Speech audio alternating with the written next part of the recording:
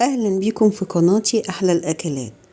هنفرز النهاردة مع بعض ورق العنب بطريقة سهلة وبسيطة، ومش هنضيف معاه اي مكونات. هيفضل معاكي اخضر من السنة للسنة، فريش كأنك لسه جايباه. تعالوا نسمي بسم الله ونصلي على رسول الله عليه افضل الصلاة والسلام، ونبدأ مع بعض وصفتنا. انا معايا حوالي 3 كيلو من ورق العنب. ورق العنب ناشف مش مبلول، ولو انت حسيتي ان هو مندي حتى ممكن تمسحيه تنشفيه خالص، ما يكونش فيه نقطة مية.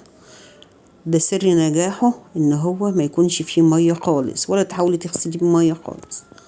هنجيب طبعا ورق العنب بتاعنا، هنشيل من عليه، هنشيل العنقود اللي بيبقى فيه ده، هنقص بالمقص او نستعمل ايدينا عادي، الطريقة اللي هتريحنا هنمشي بيه. انا عملته بالمقص لاني جيت استعمل ايديا فيه لقيته خد معايا وقت، فاستعملت المقص.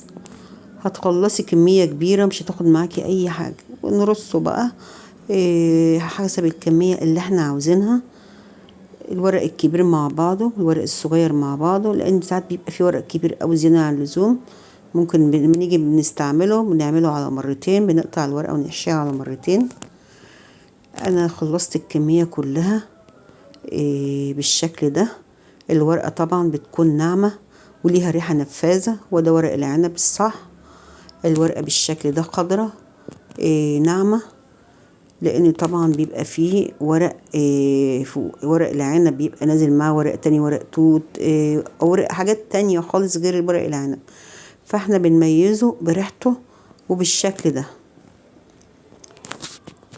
احنا مش هنضيف اي مكونات، زي ما عملناه كده ونضفناه وخلاص. كل اللي هنعمله هنجيب الاسترتش رول وهنحط فيه الكمية اللي احنا عايزينها، وهنلفها بالطريقة دي. هنخرج اي هوا بحيث ان هي تكون معانا ما دخلتلاش اي هوا، بالطريقة اللي هنعملها دي زي ما حضراتكم شايفين. لو مش متوفر عندنا الاسترتش رول ممكن نستعمل اكياس التلاجة بتاعتنا العادية، وهتدينا نفس النتيجة برضو. شايفين انا خرجت اي هوا منها خالص، ما فيهاش اي هوا، هو ده منظرها. ومعانا بقى كيس التلاجة نفس الكمية برضو اللي احنا عايزين نحطها، هنحطها في الكيس.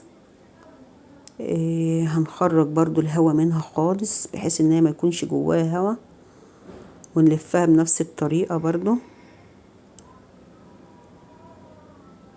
زي ما حضراتكم شايفين معايا كده.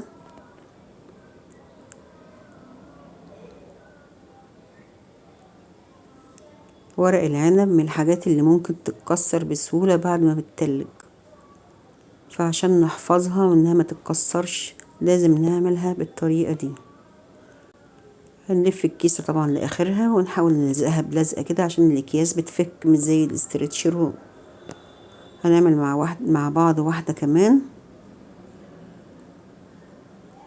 لحد ما تخلص الكمية كلها بنفس الطريقة زي ما حضراتكم شايفين كده معايا.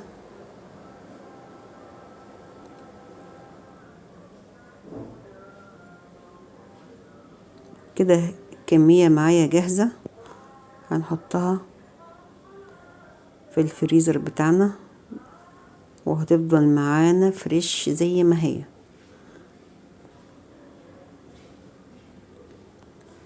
وهقولك ازاي لما تخرجيها من الفريزر هتستعمليها ازاي في الاكل. انا كنت طبعا مخزنة من السنة اللي فاتت اول ما اهي طلعت معايا، اول ما بتفك يا دوبك بس بتفك من الاسترتش بتاعها، بنكون مجهزين مية طبعا مغلية وعصرين فيها فص ليمون، وننزل بقى بالورق وهو متلج كده. بياخد معايا حوالي دقيقتين في المية وبشيله على طول. يا رب اكون افدتكم بحاجة.